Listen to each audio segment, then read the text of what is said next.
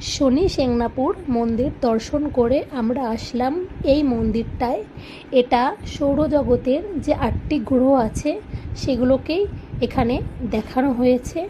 প্রথমে যেখানে আমি এসে দাঁড়িয়েছি এখান থেকে শুরু, এটা হলো শনি। তারপরেই আছে এই যে এটা হলো কেতু, এরপরে আছে গুরু বা জুপিটার, তার পাশে রয়েছে বুধ বা মার্কারি।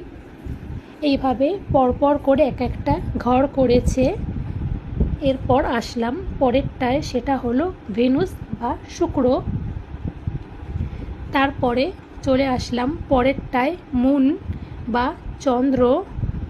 আর এরপরে যেটা আসলাম সেটা হলো মার্স বা মঙ্গল।